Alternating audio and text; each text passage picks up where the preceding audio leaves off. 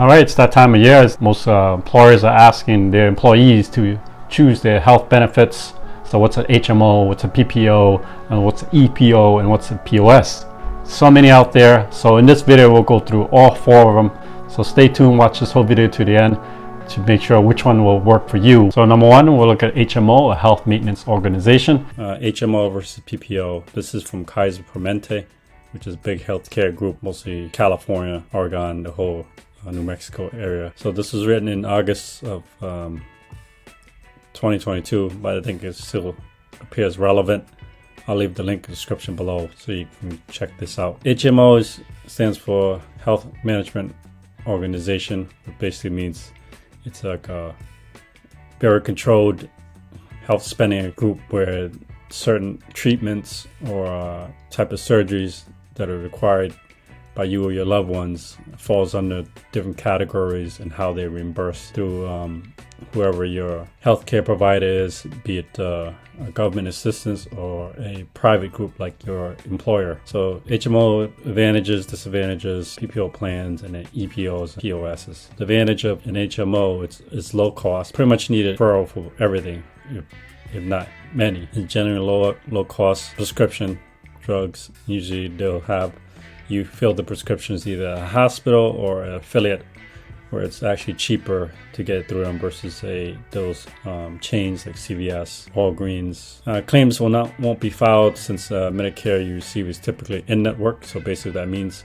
you have to have a referral to go outside your network. They'll tell you there's a list of doctors you can go to, a list of specialists, pharmacists, and that's who they kind of like have a network of providers. The disadvantage, like I alluded to, it's you can't go out of your network unless it's an emergency. Even emergency, it'll cost you pretty much an arm and leg, no pun intended. If your current doctor is not part of the HMO network, then you must use a new primary doctor that is whoever you sign up for, whoever your provider is. Cross Blue Shield, Neighborhood Health, Tufts Health, whatever that's out there. Number 2 is PPO, or physician preferred physician organization, which means you can go in and out of networks without any worries. It is a little more expensive. If you imagine, we'll go through some prices later, but it's more flexible where you can go in network without a referral. The advantage is it has both in-network and out-network providers, be it like let's say you need a dermatologist or an eye doctor or even an orthodontist. The disadvantage, like I say, is a little higher price premium. Out-of-pocket costs will cost typically a little bit more. Same goes with medication coverage. Don't quote me on this. I am not a financial advisor. I'm not a healthcare advisor to you.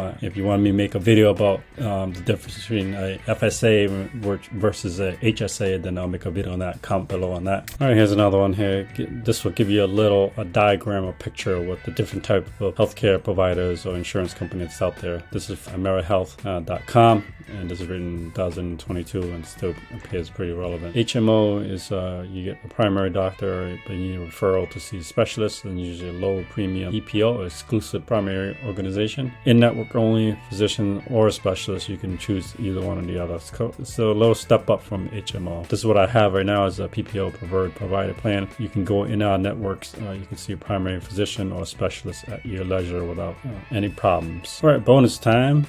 Since you guys stuck around this long, I got you a bonus here. I know kind of said that I may explain what FSA and HSA the difference is, but here's from Aetna. I'll leave the link in the description below. HMO, POS, PPO. If it hasn't been confusing already, high deductible health provider. HMO pretty budget friendly, as I alluded to way in the beginning. Low premiums. Point of service is more like in network. You kind of use it and pay as you go. This plan covers out of network doctors, but you have to pay more. Now we're talking about high deductible health, and you kind of use it exclusively with an HSA. So the difference between the health savings account, like HSA, is it's a high deduct. You kind of pay more as far as your doctor's visits, any kind of copay for your medications. Any money left over in your health savings account pre-tax from your employer, you can utilize that money that's left over for medical expenses or any kind of medication. You can use it to help fund any kind of investment you would like. I am not a lawyer, I'm not a finance attorney. You want to check and make sure that you're able to put these funds in retirement plan or investment. Double check with that, but I just want to give you a little bonus there since you guys stuck around this long. I hope you find this video helpful. If you haven't already subscribed to the channel, give me a thumbs up, like, comment, share. Bring a ton of value about personal finance, and this is definitely a personal finance issue because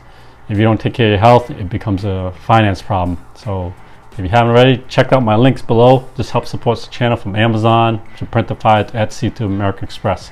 So just use those links to help support the channel, makes it grow. I appreciate everybody watching these videos. I know you're here because you believe personal finance is achievable. I hope you enjoyed this video. However, just smash that subscribe button, and I'll see you in the next one.